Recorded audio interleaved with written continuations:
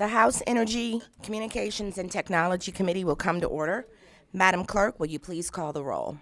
Chair Scott, Present. Representatives Andrews, Coleman, Here. Whitsitt, Neely, Here.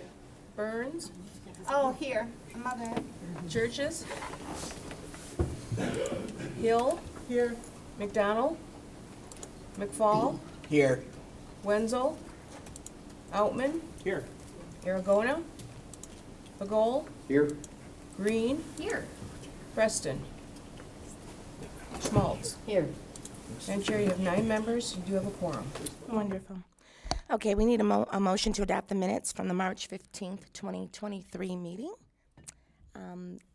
Yes, thank you, Rep. Outman. Okay.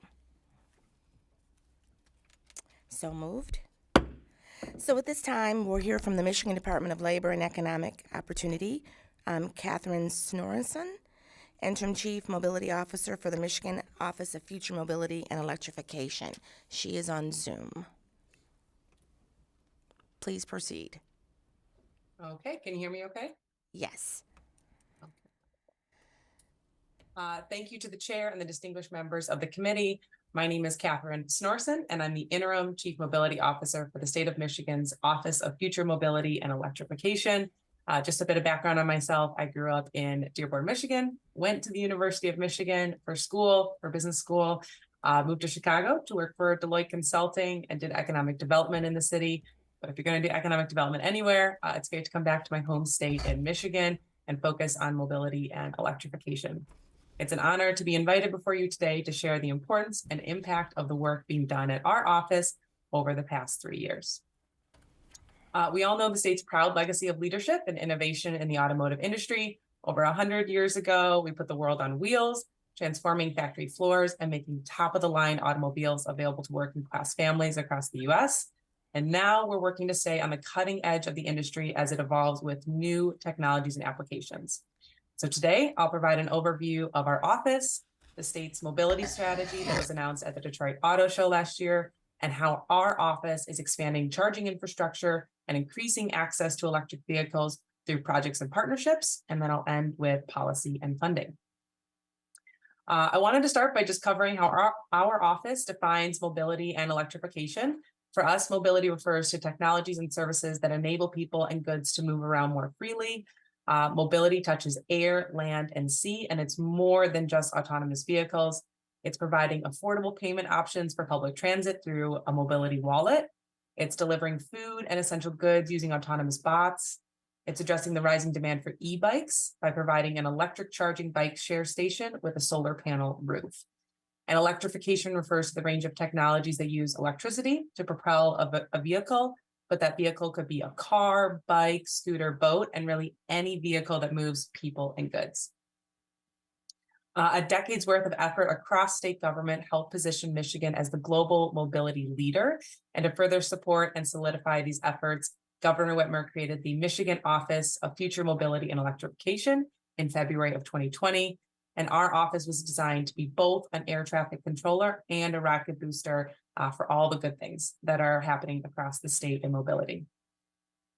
Through the executive directive, Governor Whitmer charged OFME with creating a stronger state economy through safer, equitable, and environmentally conscious transportation for all Michigan residents. But because OFME plays that coordinating role across the state, it was essential for our office to be nestled between 4 state departments responsible for Michigan's economy, workforce, environment, and infrastructure. And our innovative structure is needed for that holistic and lasting approach for mobility and electrification across the state. Our office also has a chief mobility officer as the lead of 3 distinct units created based on the needs of the government and industry partners it serves.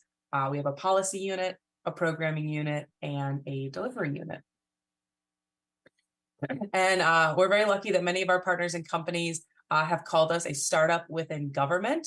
We really own that culture and that tagline.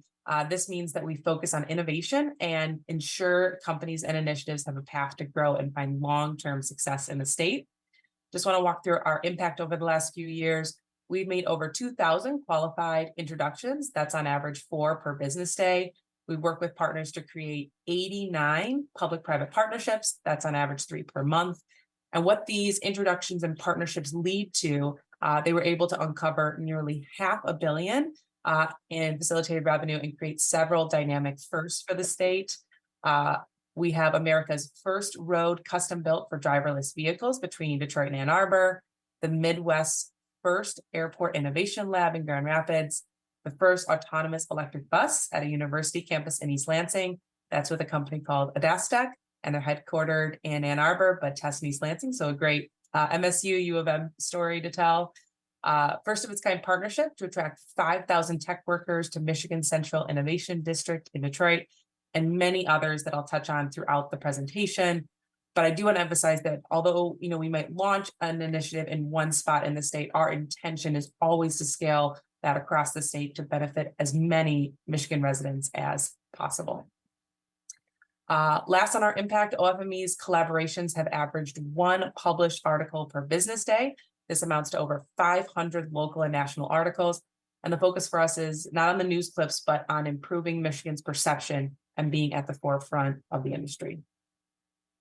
And if you take away one thing from the presentation today, please be assured Michigan's mobility sector has momentum. We have over 28,000 new jobs in the auto industry, the largest education investment in state history, a path to carbon neutrality by 2050, fixing Michigan roads while also future-proofing them for multiple American firsts, and the five-state compact in the Midwest to focus on EV adoption, and also a 7-state compact in the Midwest to focus on the development of a hydrogen economy led by the Michigan Infrastructure Office. But of course, there are challenges ahead, not just for Michigan, but broadly for the industry. We see there's competition for new mobility jobs and R&D and risk capital, and there's a need to transition our workforce, but also our infrastructure and grid, state regulations and resources keeping pace with the needs of the industry, and decarbonizing the transportation sector. But we're ready to address these challenges and lean into the momentum Michigan has built over time. The governor and state leadership introduced the My Future Mobility Plan at the Detroit Auto Show last year, and it's a new state strategy for future mobility. In building this plan, we took a whole of government approach. We couldn't have done it with all the departments and partners listed on the slide. We worked with 8 different state departments, but this also included several rounds of feedback from industry, academia, and community leaders. And our vision is simple and direct. It goes back to the vision for our office to create that stronger state economy through safer, more equitable, and environmentally sound transportation. I'll walk you through these 3 pillars. These are the 3 pillars for both our strategy, our programs, our funding. Everything rolls up to these 3 pillars for us. Pillar 1 involves transitioning and growing our industry and workforce. The first goal is focused on creating 20,000 new mobility jobs by 2026, while also increasing the median income for mobility jobs. This would allow us to achieve top 3 employment growth in mobility and automotive focused industries. And right now we're projected to be top 9. The second goal is adding 7,000 workers with mobility credentials by 2030, while also increasing diversity in the industry. So we looked at how many credentials were forecasted to be created and compared it to that job goal in the first bullet to establish a target around the delta. And then last here, ensuring that Michigan maintains a resilient automotive manufacturing sector that supports at least 170,000 jobs through 2030. The second pillar focuses on providing safer, greener, and more accessible transportation infrastructure. The first goal here is deploying 100,000 chargers to support 2 million electric vehicles and setting targets for clean hydrogen fueling. Second goal is focused on maintaining at least 80% of EV charging off-peak to minimize impacts to the grid. And then we're looking at congestion and reducing congestion and traffic crash rates statewide. We see that MDOT's Central Signal Control System, and I know you'll hear from MDOT in just a minute, their project will upgrade and integrate 1,800 MDOT-owned and operated signaled intersections by 2024 to reduce congestion and provide a 2% reduction in traffic crash rates statewide by 2026. And last, working with MDOT's Office of Passenger Transit, looking to provide residents with consistent access to mobility as a service option across Michigan's 77 transit agencies by 2025. This option, this mobility as a service option, improves people's ability to easily access jobs, education, food, and medical services, all key determinants of healthy lives and enable a healthy economy. And the last pillar before diving into investments, this pillar is about leading the world in mobility policy and innovation. The first goal is focused on maintaining our #1 state ranking for mobility and electrification R&D spend. Right now, we're #1 in this space across the nation, but we want to make sure we maintain that #1 ranking. We don't want to lose that IP creation and those high value, high paid jobs. Becoming a top 10 state for growth and venture capital funding by 2026. We saw that in 2021, Michigan was ranked 18th for total deals across the nation, 19th for company count, and 24th for capital invested. Third here, becoming a top 10 state for federal investments related to mobility and vehicle electrification. Michigan ranked 17th in fiscal year 2021 for the total amount of federal awards in industries related to mobility and vehicle electrification. So we absolutely want to ensure that we're getting our fair share of federal funding. And last, leading the nation in electric and automated vehicle friendliness through responsive policies. Just one example here, we saw that Michigan Senate Bill 706, introduced by Senator Ken Horn, was passed by the legislature with broad bipartisan support and signed by the governor to become the first piece of legislation adopted by the United States, specific to the deployment and operation of technology-enabled roadways for connected and autonomous vehicles. We've seen significant investment from the private sector in this space, specifically around electrification. Just to name a few, I won't walk through all of these, but in January of last year, General Motors made a historic $7 billion investment across 2 Michigan factories or facilities to expand assembly operations and battery cell production. We've also seen announcements from LG Energy Solution, Ford, Canadian EV charging network operator Flow, Michigan-based Our Next Energy, and Goshen as well. And what all this means for the state, our signature wins have led to the enhancement of the state's EV friendliness factor that has played a role in business attraction wins for the production of EVs, batteries, and semiconductors. And so in a new report from CNBC, Michigan was named one of 3 states poised to dominate the electric vehicle battery manufacturing in the United States by 2030, alongside 2 other states, Georgia and Kentucky. While the industry has invested, OFME has invested as well, invested in projects and partnerships that support the adoption of EVs and the access to charging infrastructure. And our approach for each of these projects and partnerships that I'll talk about, the goal here is really to create and scale programs that lead to economic and community development. And so we'll dive into a few of those now. Last year, the state attracted over $14 billion in electric vehicle and battery investments. And at the same time, Michigan has more than 3,000 jobs available this year in the EV and mobility sector for emerging and skilled workers that employers say are critical to fill now for current and future success. So I'll just point to just 2 of the programs in this space. We have the EV Jobs Academy. OFME partnered with Leo's employment and training team to establish this academy. The academy is an employer-led collaborative that will serve an estimated 700 individuals, ensuring these workers who are currently skilled to work on internal combustion engines are then retrained to build EVs in the future. One other program I want to highlight that was just announced on March 1st, launched by MEDC's new talent action team, the Michigan EV Scholars Program, featuring up to $10,000 scholarships to as many as 350 top tech students at participating universities who sign a letter of employment with an approved company and commit to staying for 12 months in the Great Lakes states. This is just one phase of an overall $34 million talent attraction and retention strategy the MEDC is introducing in 2023 to help in-state businesses struggling to fill key in-demand and high-growth jobs with the goal of growing the workforce population long-term. The legislature and governor approved funding in the state budget for a new EV training center, a total of $130 million. The University of Michigan's Ann Arbor campus will be the host in collaboration with the state.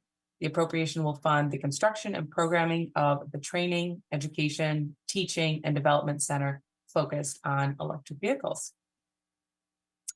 The Lake Michigan Circuit is a multi-state partnership between Indiana, Illinois, Wisconsin, and Michigan to build the best new road trip for EV drivers in America. You can think of it as an electric Route 66, if you will, a scenic route with reliable light-duty vehicle charging options along Lake Michigan coastline, targeting EV installations at key coastal communities. The National Park Service announced a partnership with the state of Michigan to improve accessibility to national parks. The partnership aims to improve accessibility, affordability, and mobility for the national parks. We'll be rolling out innovative mobility technologies and services to fight back against rising emissions, congestion, and access and connectivity challenges at our national parks. Our office is also developing a first of its kind program to incentivize the development of marine charging infrastructure to spur more rapid development in e-boating. It's called the Fresh Coast Corridor Program, which would help fund aquatic charging stations at marinas in Michigan.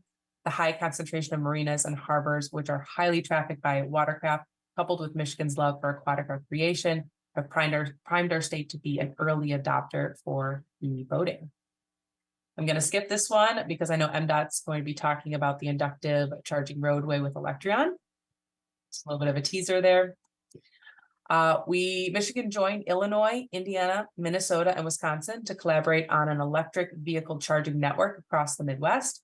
Demand for new EV-related jobs requires cooperative approaches within the Midwest region. That's why it's key to work with these other states. And a multi-state effort will support EV manufacturing, future-proof regional commerce, and reduce pollution. OFME is also working with others across the state to develop a tool for Michigan communities to prepare for electric mobility. This will be a one-stop shop for all things local government official needs or could want to know about EV charging. Things like model ordinances and land use plans, understanding the role as a permitter, knowing the importance of EV infrastructure to the future of the local economy, and being prepared for state and federal resources. And last in this section, we're very proud to have run this program over the last few years. This is our grant program called the Michigan Mobility Funding Platform. This provides grants to mobility and electrification companies looking to test and deploy their technology solutions in the state of Michigan.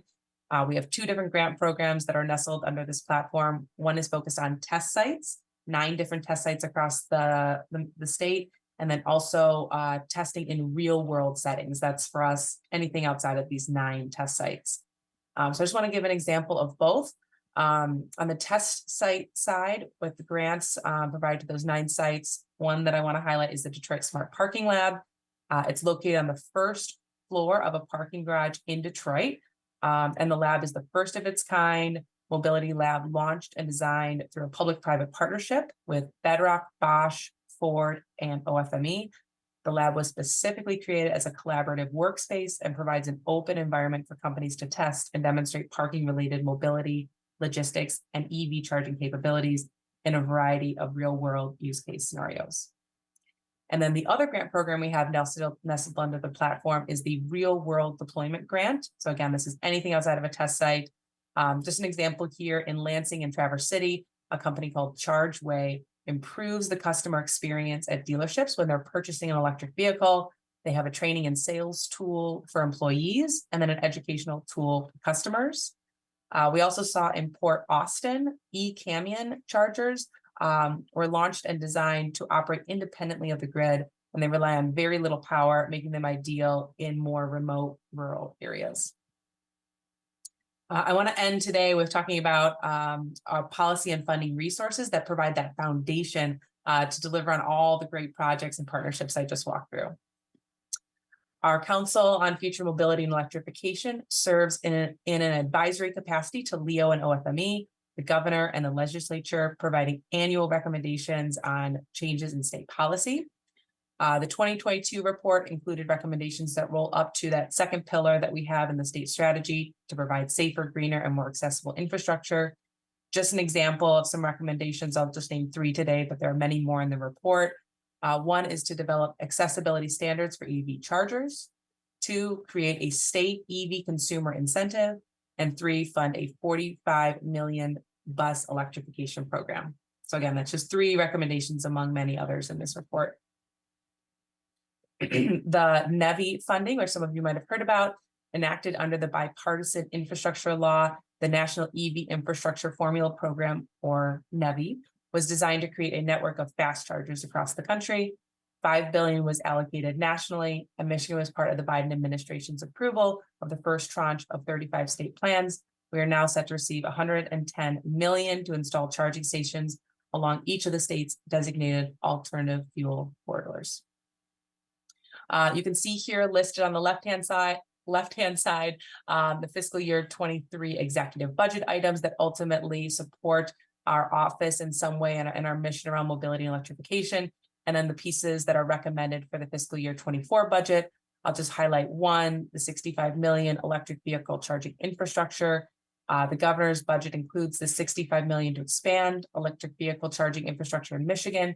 This investment will support deployment of fast chargers, addressing medium and heavy duty vehicle charging needs and residential chargers.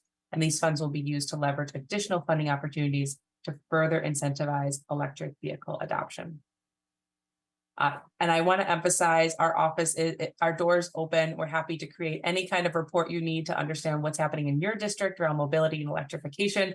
We'd love to get you out to see some of these deployments, meet these companies, see these spaces. So please don't hesitate to reach out. And thank you so much for the time today. I'll open it up for questions. Thank you so very much for that informative presentation, and we will take you up on it. We would like to have a few tours. That sounds great. All right, I'm going to open it up to questions. Chair recognizes Rep. McFall. Thank you, Madam Chair. Thank you very much for the presentation. Very informative. The only thing, though, that I don't see, like in your partnerships, is why, like, we don't have DTE or Consumers Energy, considering we just had them in for hearings on the unreliability of their grid. So I was just wondering why they're not as part of these discussions, because obviously if we're heading that way, we're going to become more reliable. We need a much more reliable grid. So can you expand on that a little bit? Yes, absolutely. And that's definitely a miss on my part. We work with DTE and consumers every week on these projects. A lot of times they're working with companies to deploy new solutions. So even with our Michigan Mobility Funding Platform, a lot of times we see them as a partner on an application with a company to test out a new mobility solutions. For us, our office also rolls up to focus on economic development. So a lot of times we see that where companies test, they invest. So let's test out new solutions for the state and then have those companies come here, create jobs and investment. But I'll see if Todd or Judd want to add anything to that.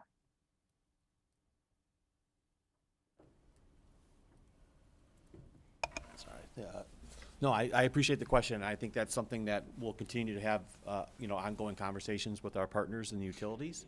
I think that they're, obviously interested in this new kind of sector of business that's coming online, but we have a lot of conversations with them and continue to look forward. I think, obviously, this moment in time, there's concerns about the grid, and we understand that. We want to work through that, but that's also a concern for our partners in the manufacturing center.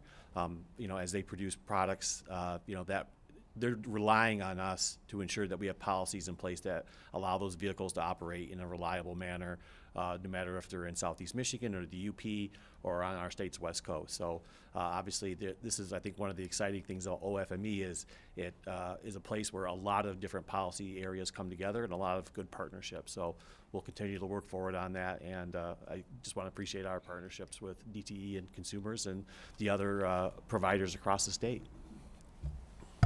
I appreciate that, and I would like to take you up on a tour at some point. Thank you. Yep, absolutely. Thank you. Chair recognizes Representative Begoli. Thank you, Madam Chair. Thanks for the presentation. It was informative, but I'm not hearing anything about the safety of the electric vehicles. Having spent a career in law enforcement for 32 years, there's been very little training available to first responders, especially in the rural areas, in regards to this, to prepare them and equip them to respond to the electric vehicles that are in accidents. I think we know there's massive amounts of voltage flowing through some of the pillars where the fire department cuts the roofs off to extricate people. They're prone to fires even after they've been extinguished. And a lot of these new firefighters, especially young ones, have no idea what are you guys doing to educate? Because I've never seen anything come across my desk saying, here's a program for the police. We want them to be informed. We want them to be safe. We want them to know to stay back. Here's where the disconnect switches are. Nothing. I've never been offered anything, but yet they're out on the road everywhere. No, absolutely. Thank you so much for the question, and absolutely in all of our work, it starts with safety. That's the number one focus. Nothing is more important than that. I'll start by answering the question and see if Todd or Jed have anything to add. And I know we'll hear from MDOT as well in a minute. But we are seeing that as electric vehicles, more models and more options come online for consumers. A lot of times that is paired with smarter technology as well in the vehicle, connected and autonomous features to improve that safety for consumers as they're on the road. And then we're also looking at the infrastructure as well on how to improve that safety. So the feasibility study that was conducted between Cavenue and MDOT focused on a connected and autonomous vehicle corridor between Detroit and Ann Arbor. 25 miles is designated for that corridor right now. And so we're looking beyond the vehicle, but also at the infrastructure and how we can support the safety and reliability for consumers as they travel and enhance those features in the vehicle. Todd or Jed, do you have anything on the emergency response piece of the question? Yeah, and I think that's a good point to bring up. I think that, as Catherine said, safety is really a key component of all this work. There's two parts of that. There is the vehicle itself and the motion. We know there's over 50,000 accidents that happen that incur an injury in the state of Michigan, according to the state police. Many of those are based on human error. And as autonomous vehicles and our roadways work together, we can reduce a lot of those. So that's one aspect. But your concern, I think, is a good one in terms of the technologies and the policies we'll have to adopt and work with. We have had some outreach from local departments about how should they handle things, how should we develop things. A lot of this goes into a kind of an area of workplace safety. So MIOSHA has a good track record of reaching out and providing grants to folks in terms of training and things like that. We also need to work with our partners in terms of the manufacturers to help them, make sure that we're up to date and we're brought along in terms of how they should handle that. But that's something we continuously need to work on to address to make sure that we're keeping the people in the vehicle safe, but obviously our first responders who now have a new environment to work in for sure. I'm not sure that answered my question, but so do you have a plan or a policy? Well, I think as the technology develops, we'll continue to work with our local partners to do that, and our law enforcement partners at all levels of government, whether it's our federal partners or state partners, the troopers or local governments. It's a continuous, working on it. Do we have a set policy right now in terms of a final thing? That's not in place, but mainly that's due to the technology is continuing to move forward. So we'll be happy to work with the legislature and our local partners on that going forward, sure. That's disappointing to hear. That almost sounds like the cart is before the horse, because you got emergency personnel out on the road that are there every day with the electric vehicles, but yet they don't know how to handle it. And if somebody gets killed because they don't know what they're doing, there's no excuse for it. These programs of safety need to be out in place right now and being offered all the way across the state to the police departments, the fire departments, the EMS that are trying to get the people out of the vehicle. So I would encourage you to actively pursue the safety policies that would help our first responders. Yeah. And I think that's also an area that we could take under our Council on Future Mobility and Electrification. The Michigan State Police is involved in that. And so those conversations happen regularly throughout the year. And we're always looking at how we can improve, the safety and reliability of vehicles on the road with policies and recommendations coming out of our council. So we'll definitely have a follow-up there with our council. And again, Michigan State Police is on that council. Thank you. I should also ask that includes tow truck drivers also, because once those vehicles are loaded on tow trucks and towed away, and we know that they're prone to catch on fire again. And I can tell you that the tow truck drivers do not know how to handle those vehicles. Thank you. All right, Chair recognizes Rep. Preston. Thank you. As a firefighter and a paramedic, I'm pretty aghast at what I just heard. So I know for a fact from being on scene that there's not a unified or a standardized disconnect for these fuel cells. These fuel cells are prone for thermal runaway. I'm looking through the packet and I really don't see anything to address the first responders out there. We have a massive shortage of first responders, whether it be volunteer fire, career fire, paramedics, or BLS squads throughout the state. We're gonna unload a massive EV market onto the roads of Michigan and not put our first responders in a position of success when responding to these? That would be my first question. Secondly, in last week's committee hearing, obviously we exposed a problem regarding reliability. The technology is there, but the infrastructure and the time is not. We're going to transfer from a petroleum-based distribution to an electrification distribution system, but the distributive grid is not there. In some areas, like in my area, a lot of the poles and the wires are from the 40s. The construction work plan hasn't been there to update that stuff. Or to put the grid, such as in my area, and I'm sure many others in Michigan, in a position to be able to service this kind of load. You're looking at a 20% plus increase in energy necessary to supply this EV market. How do you see this agenda viable going forward while keeping the lights on in Michigan? Yep, absolutely. And just emphasizing on that, thank you so much for the question and the points you laid out. Absolutely, it is very important to focus on the safety as we're introducing more electric vehicles and working with first responders. So that's definitely an area where we're already being intentional, and we want to continue to work with Michigan State Police and others. So that's definitely a follow-up and ensuring we're working with policymakers as well to figure out what that looks like. Whether it's access for first responders to, making sure they have access to train on those electric vehicles, or funding needed, but there's definitely more work in that area that needs to be done. And we're, eager and would like to partner with you to design that out and see what that looks like to ensure Michigan is leading in this space and ensuring safety, not only for our residents on our roads, but those first responders as well, so they know how to react to those situations.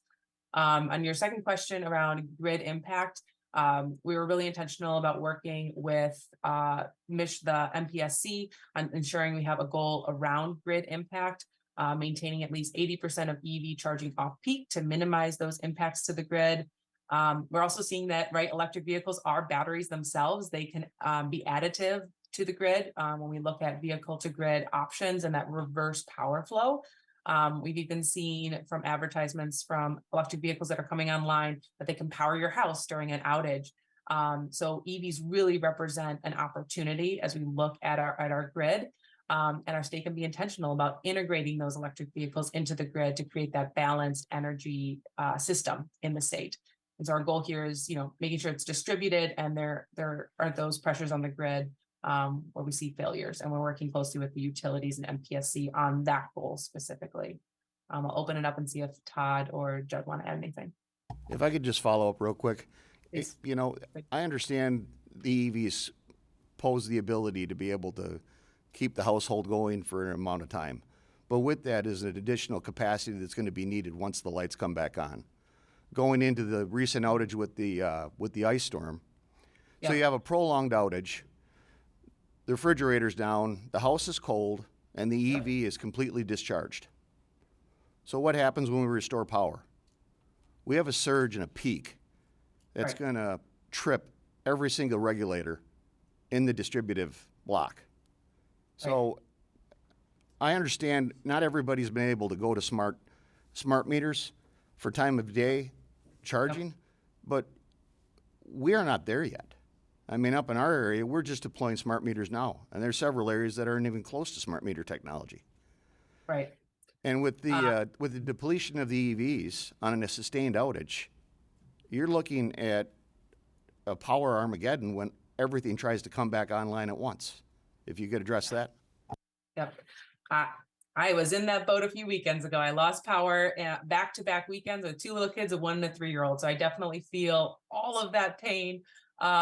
So I think, there are programs that we're looking at. So there you are looking at how can we change consumer behavior, especially when they own an electric vehicle. So, looking at incentives for them to charge their electric vehicle after all those needs are prevalent on the grid, from 5 to 9 when people are making dinner and have a lot of needs on the grid. So charging your electric vehicle after that.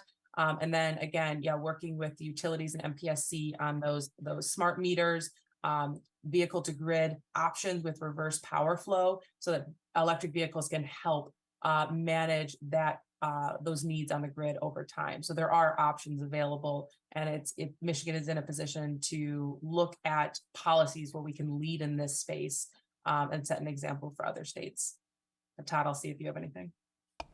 Just that I think this discussion about the safety of first responders and the grid kind of emphasize the need for the Office of Future Mobility and Electrification as these issues kind of go across different departments, and they don't see it conveniently in one department or another. So the work that Catherine and her team does at OFME, I think is important, whether it's working with our partners at MDOT or MEDC or in terms of the grid with the Public Service Commission.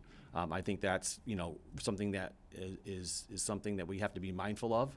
And I think it's a reason why this office was so important. And, going back to the reason we created it, we did get a lot of questions about, well, I had to go here for an answer and I had to go there for an answer. The reality of it is lots of things have to work together to make this future viable for folks and for us to continue our leadership in the state, both in terms of quality of life for residents, but, economic well-being of the state as well. So again, I think these are good conversations. They point back to the fact that OFME needs to be a coordinator through various things. We are going to rely, I think, heavily on our partners at the Public Service Commission to work with us on these grid questions on that. But I think these are the conversations policymakers need to have, and we're appreciative of them. Thank you. In the essence of time, we have several people that want to ask questions, so if you could just limit your question to maybe one. Representative Whitsitt. The area that I represent, Detroit and Dearborn, District 4, and I also want to just piggyback on what my colleague has said for this moment of time to keep it short. I feel like this is a cart before the horse type of situation because I'm trying to understand how my district is being represented. One, how are the vehicles going to be affordable? Because it doesn't sound like it. I have a garage, and I'm speaking for myself too. I have a garage that was built in 1956. So I'm trying to understand, where is this thing supposed to go? I'm trying to understand when I have to make payment arrangements for my bill, how is this going to affect? Is this going to be a separate bill? Is it going to be on that bill? Will I be able to help cover this because I got this? Will I not be able to go to work because I don't have my vehicle and the power is down? I mean, there's a lot of stuff that I'm not hearing my community with the median income between right about $40,000, $30,000 a year. Yep. I'm not understanding because I know I can't afford it. Yep. With my salary right now, I cannot afford it. And we already have horrible transportation. So this is a cart before the horse thing to me, and I'm really trying to understand how are we going to fit into this equation. Yep. Well, thank you so much for the question. For us, what we look at is we are focused on that technology piece, and we know that as the technology improves, prices will come down. And so this is really where the OEMs are headed. And then I just want to emphasize when we talk about electrification of vehicles, it is more than just individually owned consumer vehicles. It's also looking at electrification for buses in Michigan and other first and last mile options like scooters and bikes, and all of it, ultimately supporting the governor's carbon neutrality goal by 2050. But absolutely, as the tech improves, we will see prices come down to ensure there is that equitability and accessibility piece for all Michigan residents. And then, like Todd said, we play that coordinating role. So working with, to your point, on bills and how that shows up for your residents, what that looks like for a resident in your district.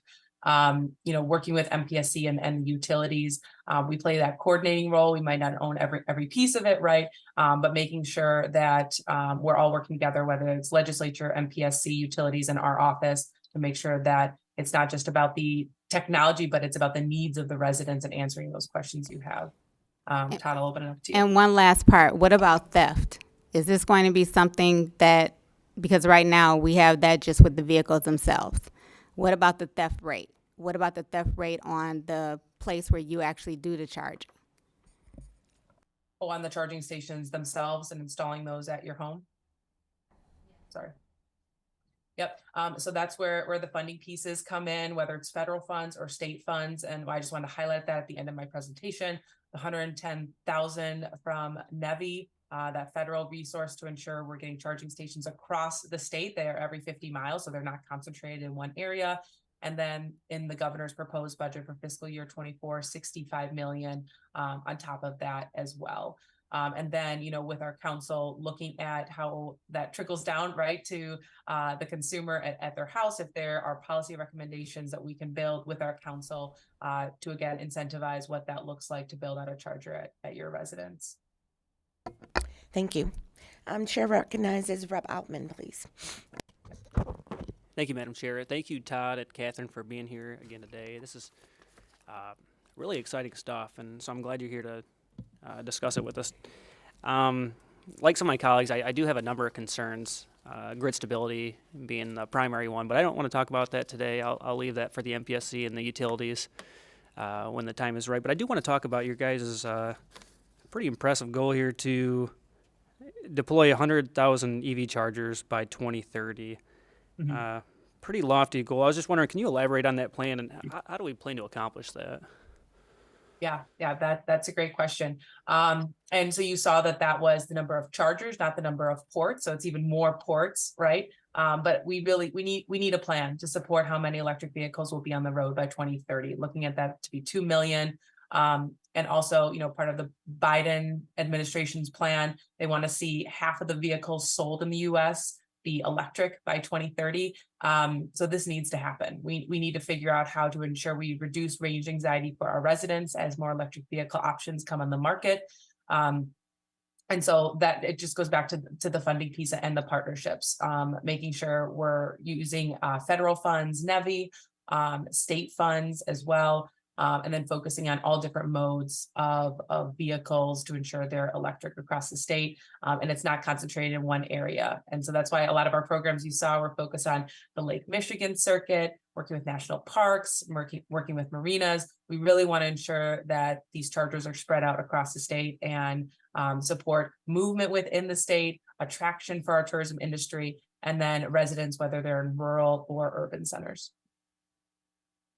Could I very briefly, so are you targeting specific places to install these charging stations? I mean, are we talking like grocery stores, gas stations, rest stops? Do you guys have a target in mind in terms of deploying these EV stations? Yep. All of the above, right? It also depends on what type of charger it is and how long it will take to charge the vehicle. But you do need to, it's working with those site hosts, whether it's, like you said, grocery stores or others across the state. But the NEVI funds specifically are focused on alternative fuel corridors, ensuring those chargers are available every 50 miles. And so as people are traveling, they can easily access those chargers. And then, of course, ensuring that people have access to our coastal communities. That's our Michigan EV circuit. So it is an all of the above option to ensure we're hitting that 100K number of chargers. Thank you, Catherine. Thank you, Madam Chair. Chair recognizes Representative Schmaltz. My concerns are in line with the rest of my colleagues here. This is a pretty aggressive plan, and I know that we want to be in the forefront here in Michigan in this technology, but don't you think we're moving a little too fast with not taking care of some of these issues like the grid reliability, which we've talked about, the safety aspects? It just seems like this is so aggressive and we're just not taking care of things before we get into all this other stuff. It just seems too fast to me. Yep. Yeah, great question. Thank you so much. for us, it's also keeping pace with where the industry is moving, and the number of vehicles in the electric vehicle space that are coming online.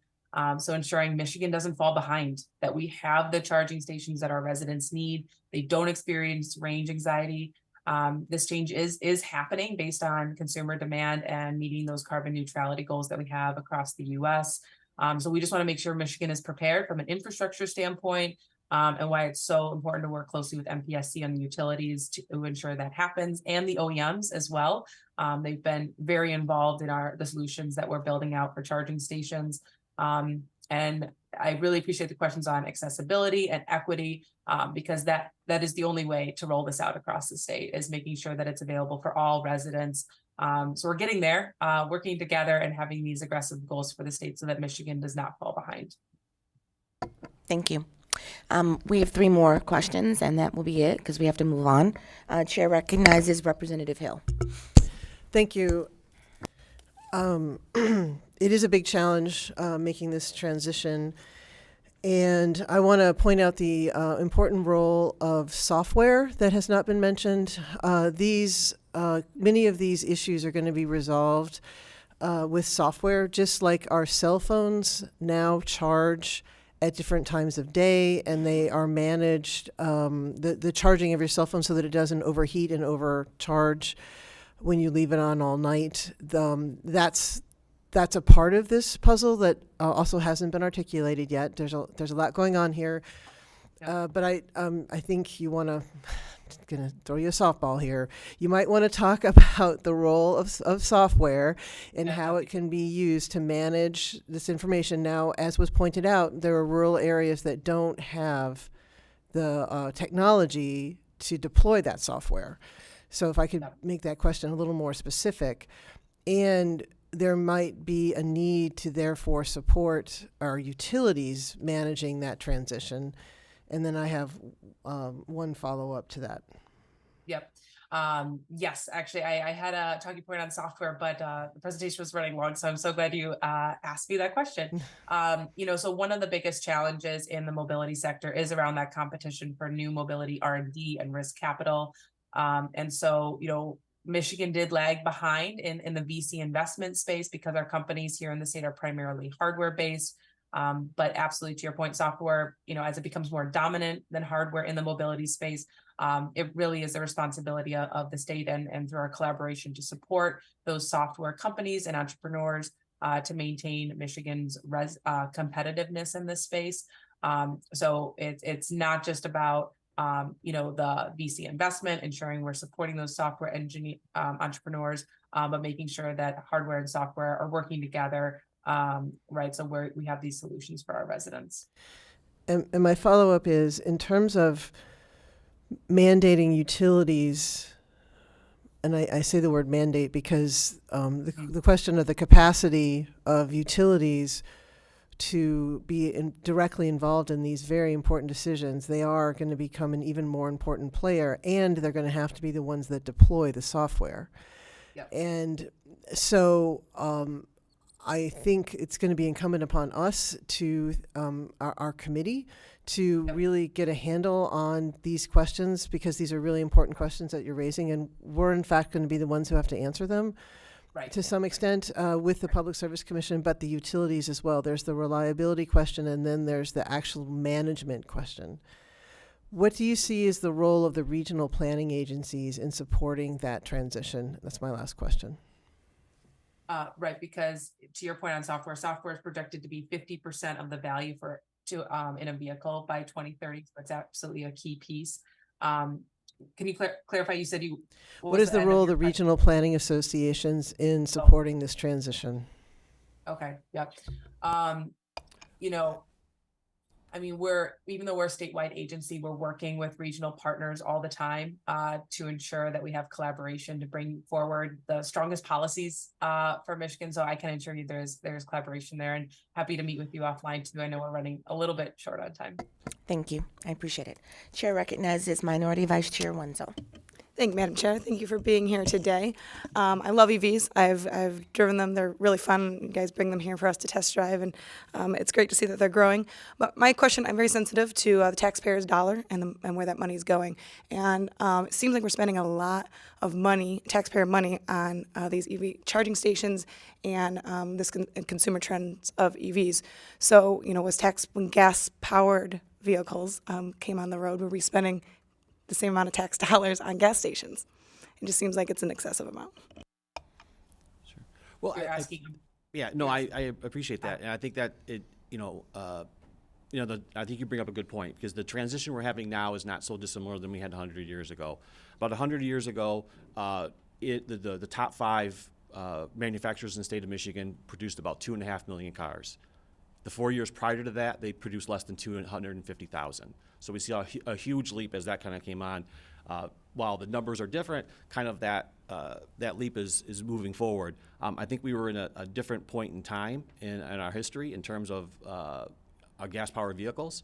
But certainly there is an expectation from our private side partners that we have policies and infrastructure set up to support them to be able to do these things. It's at the time that gas-powered vehicles first came prevalent, there became a bigger emphasis on roads in terms of durability and going from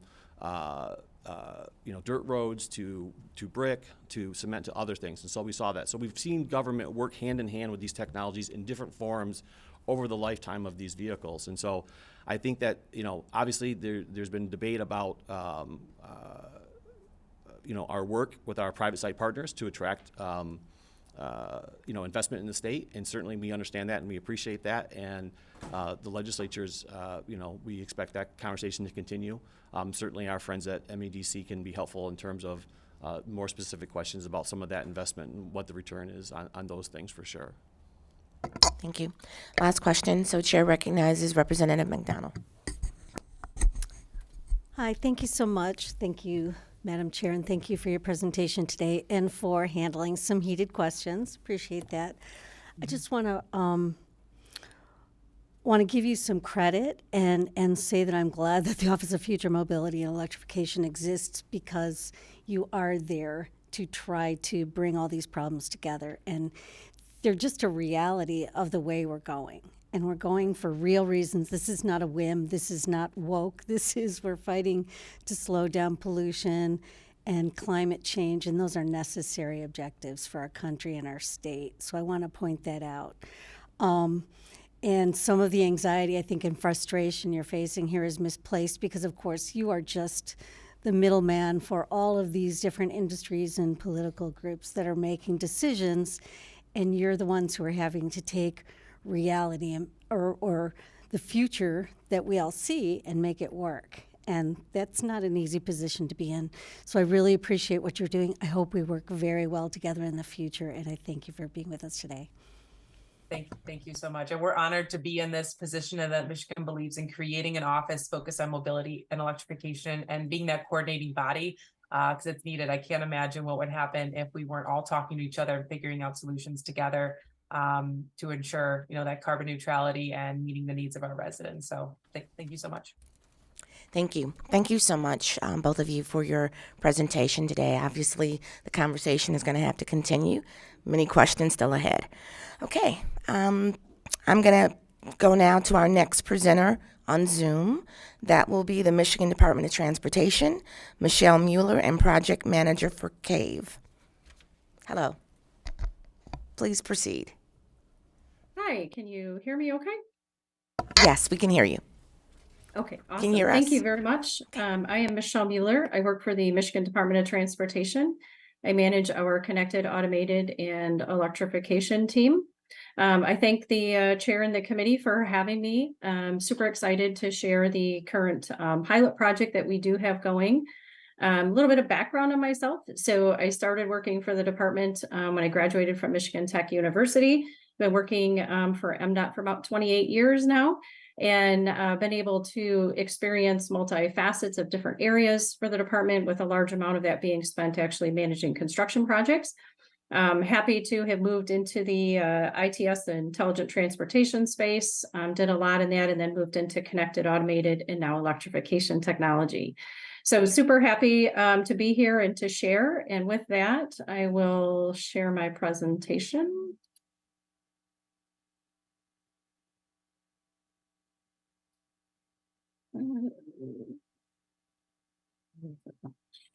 Give me 1 second here.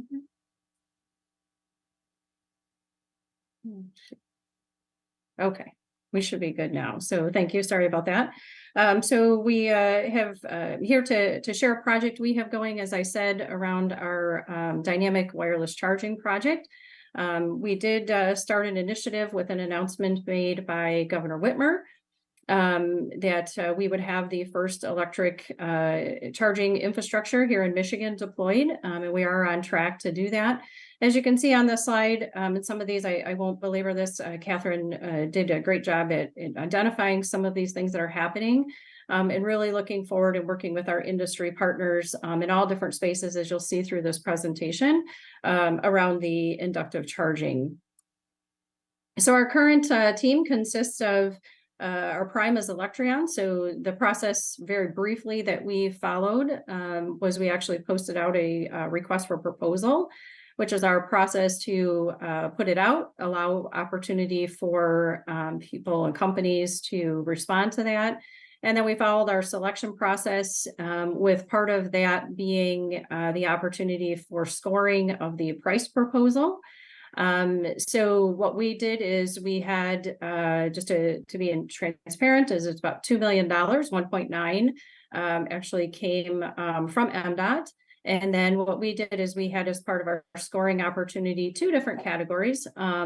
One is we actually required a 25% match for anybody responding to the request for proposal.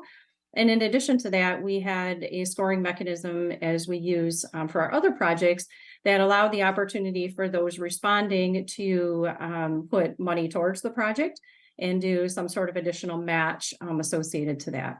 So with a pretty common question is, what's the cost? So I just want to cover that briefly as we can. Like I said, it's 1.9 million, and then approximately 4 million in addition came from Electrion in this case. So as you can see here, they are our prime. They do have 2 named subcontractors on the project, which is Jacobs, which is local here, and Next Energy as well. And then they have investment partners and supporting partners, which really covers the gamut of different stakeholders that are at the table that were part of the proposal. And then you'll see as I progress through some additional partnership and folks that we have that we've brought into as well. So just to give a quick snapshot of what this looks like. So the road does not turn blue, first of all, but what it does is this signifies, I am asked that question, so just to kind of cover it right out of the gate. Our roads are not going to be turning blue. But what this does is in the graphic presentation shows that that's where the charging is in this case. There is what part of the system is actually the management units. So in the case of this, we would not have 2 different management units, but it does allow for the opportunity based on where it's installed that you could have an underground, maybe less, more visually pleasing type of thing. And then also looking at the opportunity for one that is above ground as well. So that's part of the characteristic of what happens in the analysis to determine which we're going to use. You can also see on the right in the circle, the little, I guess maybe we'll say square, rectangular boxes. So those are the actual coils that will go under the pavement surface. In the case of our project, they'll be about a little over 4 inches underneath the surface so that we can allow for our preventative maintenance functions and operations as well. And then as we look, you'll see it as well in the number 4 circle there for reference is that there are receivers that go underneath the vehicle in this case. And we'll touch a little bit more on that and some of the things that we're doing with the pilot project for that. Okay, a little better picture here so the coils will, when we have the surface that will go, you can see the asphalt layer next to this in this case. They will come off a truck and they will lay, and then you can see where they reach out and they will connect to the management units, which ultimately will connect to the electrical grid. for the power and looking at ways where we can, we've been really, really conscientious in working with our pavement folks, both our asphalt and concrete, as well as the industries, to talk about what does this look like? What are the implications? First time this type of thing has gone in the infrastructure, actually. So how do we look at these opportunities to have that feedback? We need that input. We need to know the things that we're looking at and impacts, not only today for installation, which obviously is critical, but then also as we move forward and we start thinking and are thinking about that operations and maintenance aspects. What are the things we need to be looking at? How does it impact the road? Does it impact any operations or functionality? How does it work in weather? What are all of those different characteristics? And then on the right, you can see that we have, it's a little more close up. So in context, maybe of something you're more familiar with, is you can think of maybe our traffic signal cabinets. We do have some of those that are ground mounted that you can see. So very similar. The other thing we're looking at in our deployment is how can we take something like this and maybe put some sort of face on it or over it, right? Make it more community friendly. Are there ways that we can integrate it aesthetically into the atmosphere where these are located?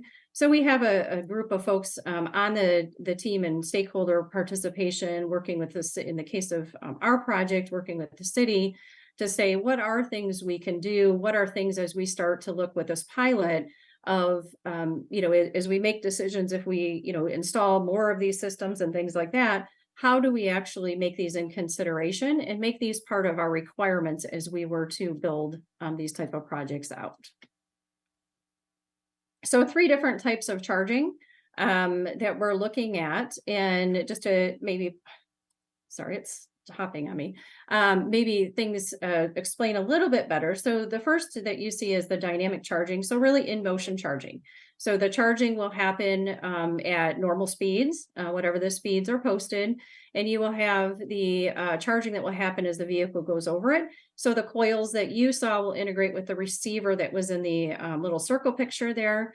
Those will actually interact and they will say and accept that, yes, I want to receive this charge.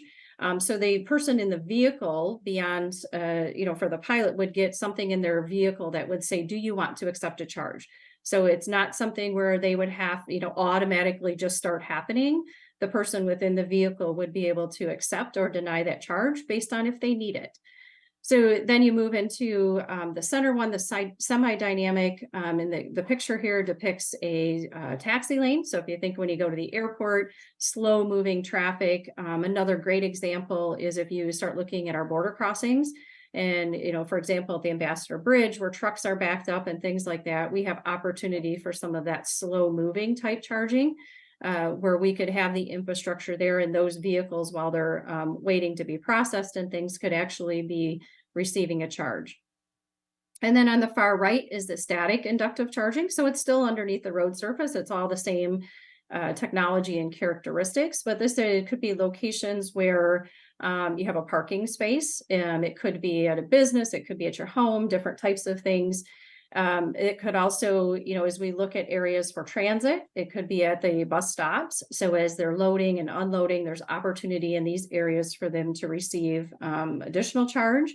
And then you start talking last mile delivery when they, UPS, Amazon, whoever it is, pulls up and are delivering someplace. They do have a time limit, a time space, where they actually will leave their vehicle, they make a delivery and they come back. So it could be sitting on this type of static charging and be able to receive a charge as well.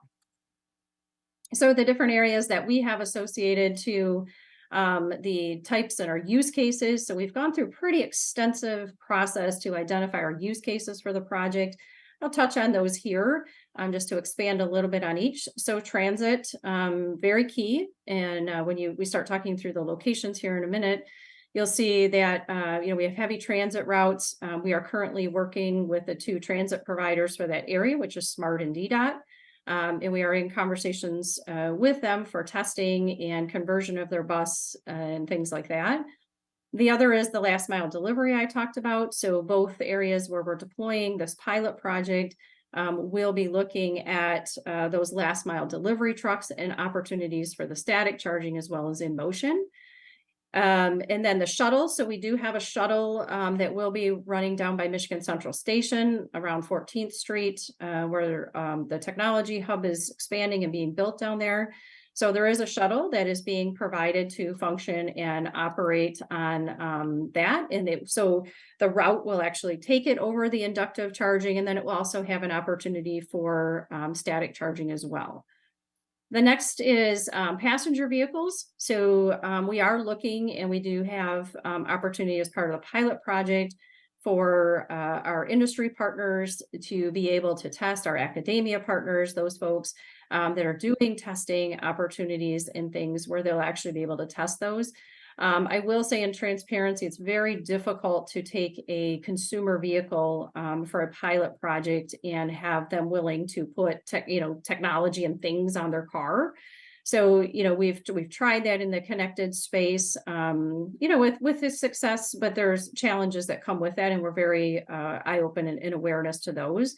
So really focusing on, those industry partnerships and vehicles, plus the academia in the passenger vehicle space. The other and last I want to mention is freight.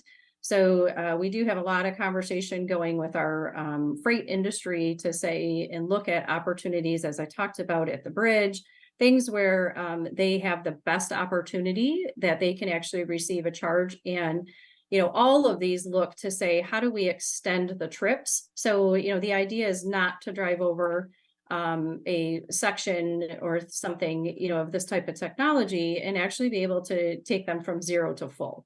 The object of this is to say, how can we utilize this to extend the trips? Is this a type of charging technology that will allow the opportunity to level off some of the grid concerns where you get a lot of the peaks happening and things at really certain times of the day? Is this a type of system that will allow that opportunity to, level that off a bit and really extend the trip? Ultimately, getting to reduction of range anxiety from the users. So locations we're looking at here is, as you can see, the big bright or brighter diagonal piece is Michigan Avenue. So we actually have a reconstruct project that's coming through that area. We're currently working between MDOT and the city on that project to understand what the ultimate layout will be for that. And then that will include the inductive charging in that as well, with the, big users, key users of, all the use cases I talked about, but this is where most of the transit route will run for both SMART and DDOT. This is the other piece. So maybe just a quick visual. If you look at the one up and down there by Dalzell Street on 14th Street is where we'll be installing the first piece this summer. And that is those two black colored buildings. There is where the Michigan Central renovations are happening that Ford is doing around the new train station. And then this is a zoomed in piece of where you can see the charging infrastructure that will be within the road. And then also those areas that will have static charging capabilities for the use cases we talked about. And the pictures off to the side are just really cool images of what is happening in the transformation that's happening in those buildings. And, the focus of that is also to attract not only technology companies and others to fill those spaces, but also be open to the public, bring the community in, have opportunities to engage. And the shuttles that we will have that will operate down in this area will actually serve not only the people who are working down there, but also the community members who go and enjoy. They'll be able to utilize that shuttle for movement as well. The last, but very, one of the really key pieces that we're focusing on that I want to spend a little bit of time here talking about is as we look at, opportunities, there's some key areas that this pilot is really bringing forward. And this slide really does a great job at breaking those out. As we look at standardization, we're really looking, we have standard bodies, SAE and others who are part of our, we've brought them into the team. I brought them in on the stakeholders as well as the federal government to say, let's use this pilot and figure out how we are going to get to the standards. There's some standards that exist already for plug-in chargers. We've seen some of those. They're getting better, they're being revised and things. Now, how do we bring in this other type of charging? And how do we get to a point where we have standards, not only in Michigan, but also, to share across the country lessons learned for the standardization and development. So we do have those entities that are part of the project. They will be out there doing testing.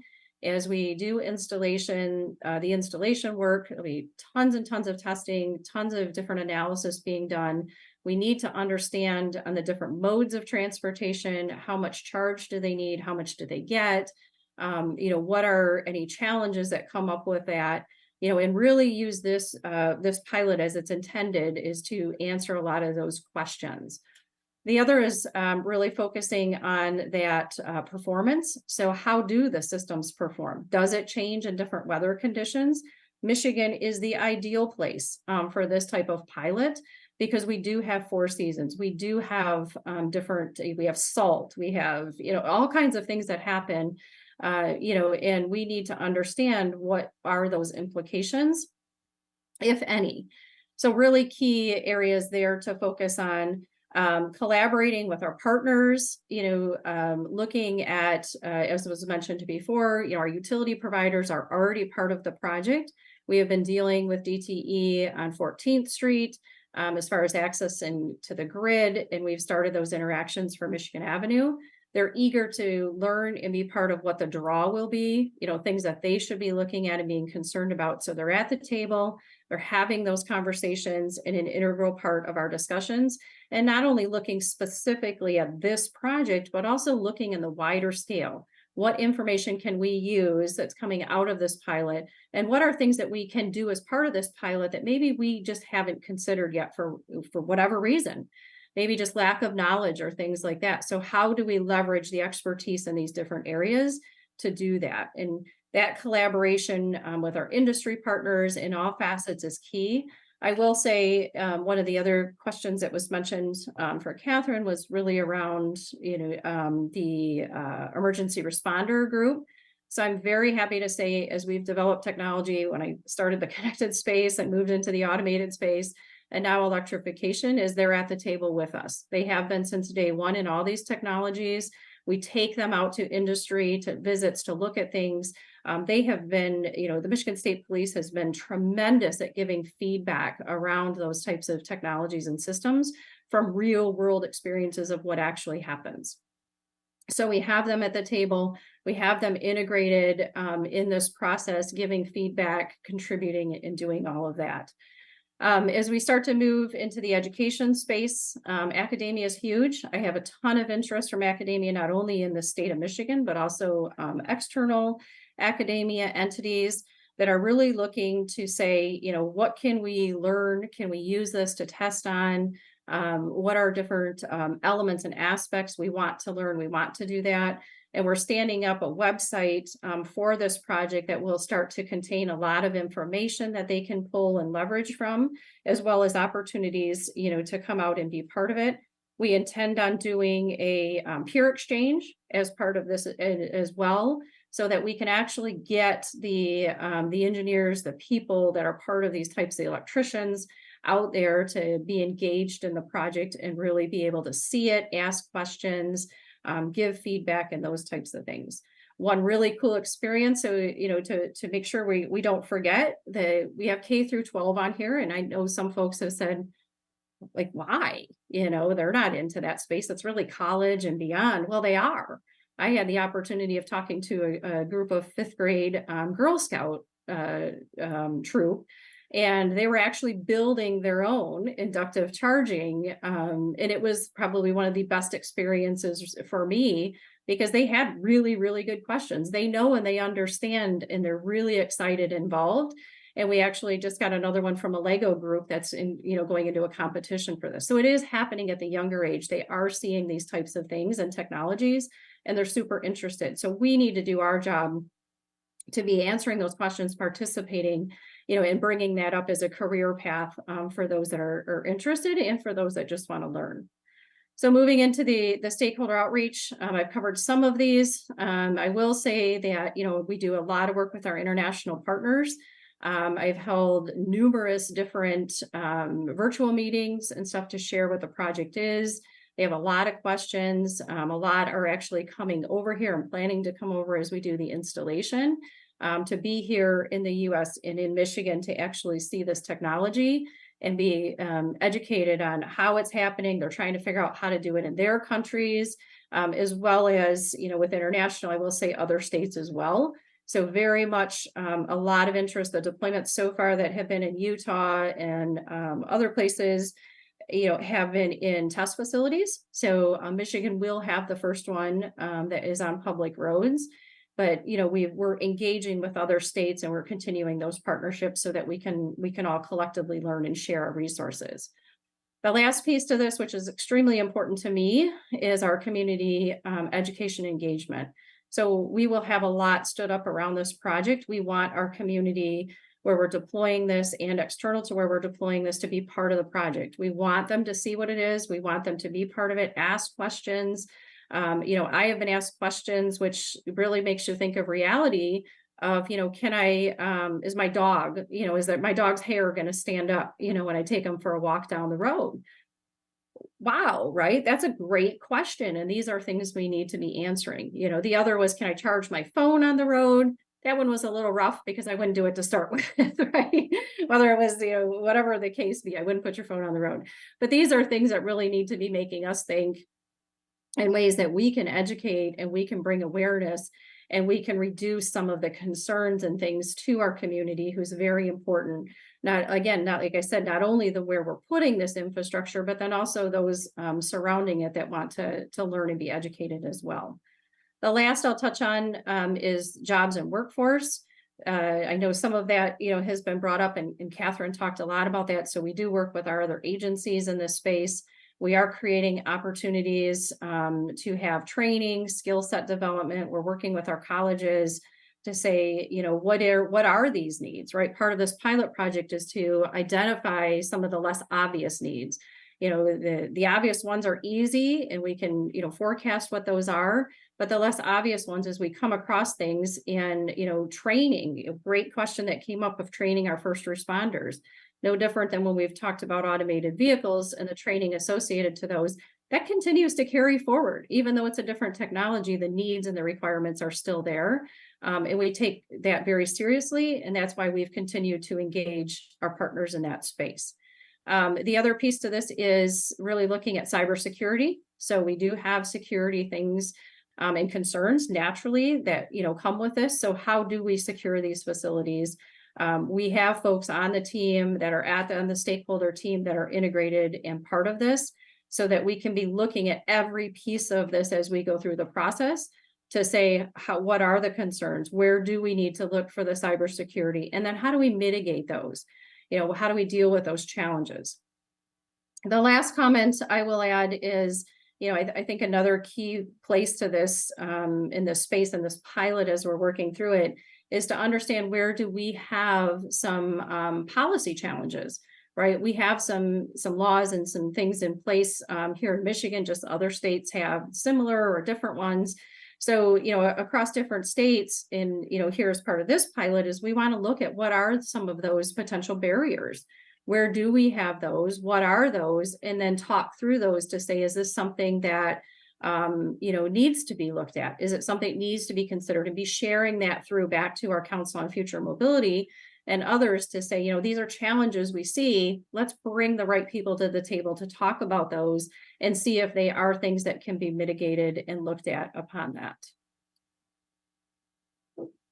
So with that, that is all that I have to share with the committee regarding the project. I'm happy to take any questions you have and, to dig into any of the details associated to the elements.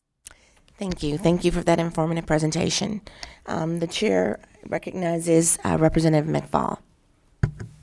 Thank you, Madam Chair. I just have a question around the expansion of this and how consumers are going to pay for it, for road maintenance, because I know that that's how we're going to be funding roads, with the gas tax. But if that's going away, how will this be maintained? I don't know if there's been any thoughts around that moving forward.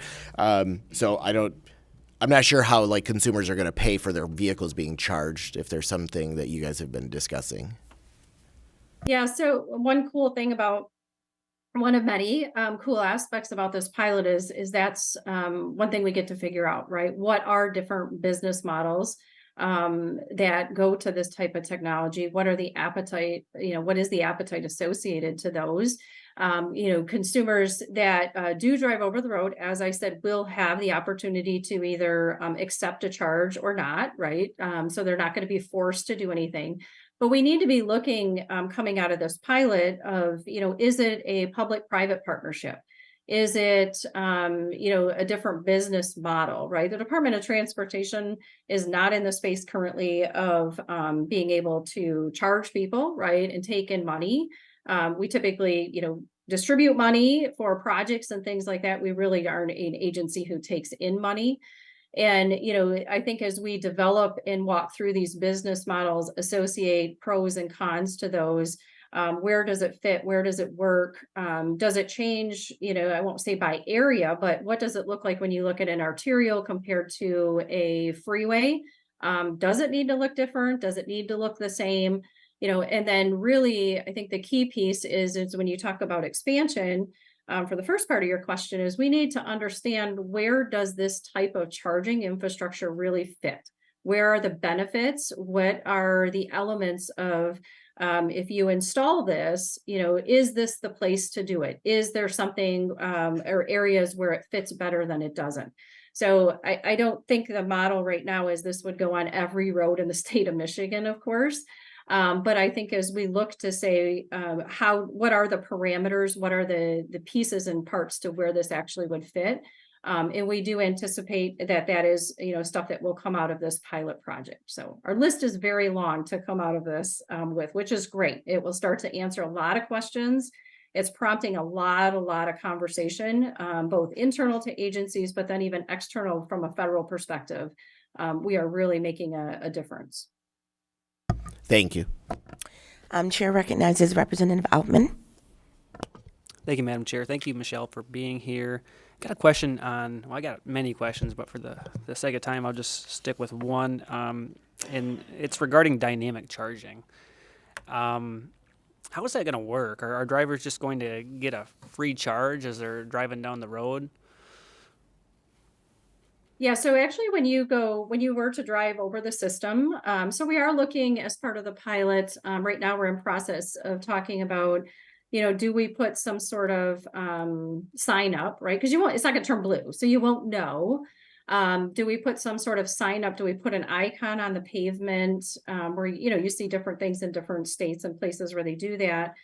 Is there a mechanism to put something on there to signify to a driver that there is charging infrastructure, and they would get something inside their vehicle that would, in a large deployment, when we got to that point, if that decision was made, is, they would receive inside their vehicle to say, you have charging infrastructure. Do you want to accept a charge? And they would select yes or no. So somehow that's not all figured out yet, to be very honest with you, but, understanding that these are things we need to be thinking about and looking at, and can we use other technology solutions we have of getting information to drivers and to vehicles to be able to, institute that a little easier. Right. It could be, many scenarios you can really, I'm a very out of the box thinker. I love it. I love coming up with unique solutions and really digging into those. But, it could be something where maybe the user, the owner of the vehicle sets parameters to say, if I am, under 50%, and I get the opportunity to charge on an inductive charging section, do I, yes, then I would automatically say yes. Right. So not to say that's what it will be, but just as you start to think of different ways that it could be done with technology we have, and things that, maybe that's one way, because you have to start thinking of driver distraction, right? We can't get rid of the safety and those features as well. So the human interface portion of all this goes through a whole nother process to look at how does that, impact the driver? Is it distracting, or a benefit to the driver? Okay, and I understand this is just a pilot program. We still have many things to figure out, but I just worry about, the ratepayers essentially subsidizing the cost of dynamic charging. Just, just some concerns that I have, but I'm sure we'll kind of work through these things as the pilot program moves on. Really enjoyed your presentation. One thing that I just want to put a plug in for rural Michigan. It seems like a lot of this is kind of centered around urban areas. Please consider us moving forward. Don't leave us out. We want to get into this too. So again, thank you for your time, and I enjoyed your presentation. Chair And I recognize. actually, to your point, I was just asked about something in the UP, for figuring it out, but we need to kind of get through this first before, I think you would start to see, multiple deployments. We have a lot of questions to answer. Thank you. Chair recognizes Representative Preston. Thank you, Madam Speaker. My question revolves around efficiency. We've spent the last 20 years really going after energy optimization, anything from, compact fluorescents down to the latest LEDs. How do we justify and how do we reconcile the 30 to 40% loss on inductive charging? Direct wired is the most efficient way to charge a vehicle. We're going to be losing 25 to upwards of 40% depending on make, model, position on the road with these inductive charging platforms, as well as their cost and their infrastructure cost to put them into our roadways. How do we actually square that up when it comes to the vulnerability of our grid and our load generation? Yeah, so great question. And lots of things that I don't necessarily always have the answer for at this point. I will say that, we do have a very long list of things that we need to be answering the questions for, right? And some of that really resolves around what you were just talking about, right? How much do you lose? How much do you lose compared to inductive static charging, to full in motion? Because there are differences. But then how do those differences compare to other types of charging? And then do they vary by vehicle type? Do they vary by number of receivers? Does it really vary by weather can impact that kind of stuff, right? No different than weather impacts the amount of drain on a battery. So, these are all challenges, and great points is to say we need to be answering these questions because we need to understand as we, look to make decisions moving forward about what type of charging infrastructure do we use and where do we use it, is all of these parameters, because they will play into that. It could be very different what maybe works in the UP comparatively to what may be needed, in Southeast Michigan, just because of different climate things that are happening alone, let alone, what happens when the road, when we get the freeze thaw cycles, those types of things. The reason for the pilot right now is really to answer all these questions, and I would love to have the opportunity to come back, when we have these answers and share those. And then also, I would just put a plug into, always invite the committee to come out when we do the installation, and nothing better than seeing the stuff in person. Because my biggest concern is just with a wireless charging system, we're going to have lost electrons. Do we have the capacity to afford to lose them? Thank you. Yep, and that's a great point. Thank you. Last question. So Chair recognizes Representative Andrews, Majority Vice Chair Andrews. Thank you. Thank you, Madam Chair. I just want to know if you guys are giving consideration to what comes next as we're working on this. We'll be at the forefront of a technology here, but the issue with being at the forefront of a technology is that eventually it evolves and the people who are at the front end up at the back. And so as we're looking at installing this new infrastructure and how it's going to operate, as you guys are testing this, is there a look towards, future obsolescence, what comes next, and how that plays into the cost and of the infrastructure? Yes, absolutely. I can say, that part of this is to, as I was saying, answer all these questions, but then put that all into the analysis to say, what does that look like for the future? Where does this fit? What type of scenario does it fit in? Like, is it something where if the need warrants it, for a certain area, do we wait until we do a reconstruct for that road? There's elements associated to the construction of these types of things, but we also really cannot forget about, we have to learn the operations and maintenance side of these, because that has to be funded as well. The installation is one thing, and we continue, this battle from a technology standpoint, that as we install things, we have to be looking forward to operations and maintenance. And that's why as much request, as we've gotten to say, hey, we want this in our area, we want to do this, we have to continually consider that, do we know the answers to make that decision to be yes, as we look forward to those, but then also be looking at, we have this type of charging, we have plug-in charging, we have hydrogen, we have all of these things that you can start talking about. And we need to be really open-eyed to say, where does what fit? What gives our citizens of Michigan the best opportunities? And then what does this funding matrix look like? How do these things get paid for? And then how do you continue ongoing cost associated to any of these types of systems to make those decisions? Okay, thank you. All right, well, thank you so much again for presenting today. Very informative presentation. We look forward to having you back. So many questions still that we all have, but we don't have time for that today. But thanks again for your presentation. Thank you very much. Have a wonderful rest of your day. Oh, you too. Thank you. With there being no further business before the committee is adjourned.